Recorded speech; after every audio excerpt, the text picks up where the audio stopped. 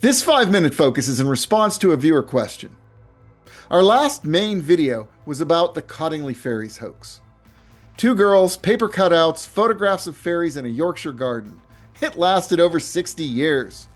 Arthur Conan Doyle, the man who invented Sherlock Holmes, believed in those fairies until the day he died. The viewer wanted to know, with social media now, no geographic limits, no firewalls, can a hoax last for centuries? Turns out, some do. They just stop being hoaxes when they do. Hi, I'm Scot Noel of DreamForge. Let's engage. So, here's where I think the answer lives. The Cottingley hoax was sweet. Two cousins, Elsie Wright and Francis Griffiths. They took some photographs in 1917, and the photos went around the world, and Conan Doyle wrote a whole book defending them. 60 years later, Elsie finally admitted they were paper cutouts, held up with hat pins. And that was it. But almost nobody believes in those fairies today. The hoax died. The question is, why? And what would it have taken to keep it alive? Here's what I think. The fairies served a small grief. 1917 was the worst year of the worst war anyone had lived through. The trenches, the flu pandemic right behind it. Conan Doyle himself had lost his son. People needed a world that still had a little magic in it.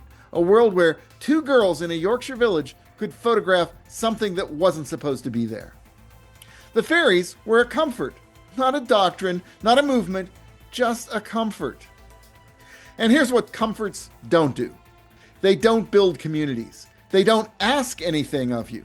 They don't give you a calendar, a vocabulary, a shared enemy, a reason to show up next Tuesday. The fairies were a story you looked at for an afternoon. And then the afternoon ended. So, here's the diagnostic I'd offer to anyone thinking about this. When you encounter a belief and you want to know how long it's going to last, the question isn't, is this true? The question is, what is this belief for? If it's for a small grief, or a passing wonder, or an afternoon's entertainment, it'll fade when the moment fades. The Cottingley Fairies, the face on Mars, the structures under the pyramids. Most of what circulates online belongs in that category, and most of it will be forgotten in mere decades.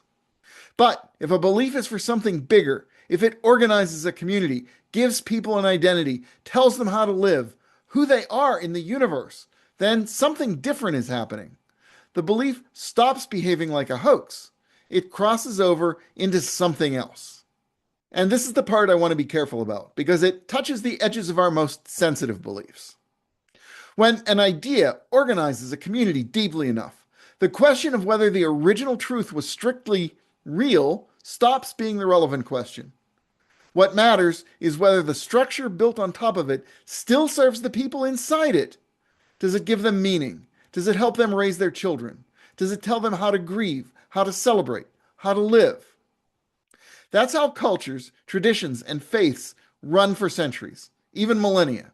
Not because every word at the origin can be verified, but because the structure is doing real work, important work, survival work for the human beings inside it.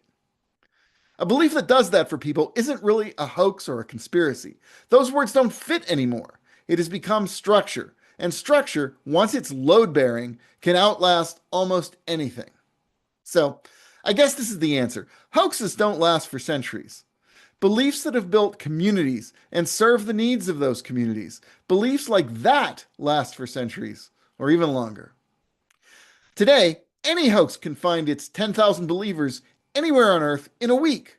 But reach isn't community, and the modern noise machine is mostly producing audiences, not the kinds of structure that builds calendars and traditions and shared lives. Audiences disperse. Communities, once built, don't. So, the next time you run into a belief that feels strange or wonderful or alarming, try the diagnostic. Don't ask whether it's true first. Ask what the belief is for, and try to see how it's serving the people who are coalescing around it. That tells you almost everything about whether it'll still be here in 10 years or in 100. I'm Scot Noel. Thanks for engaging, and I'll see you out there.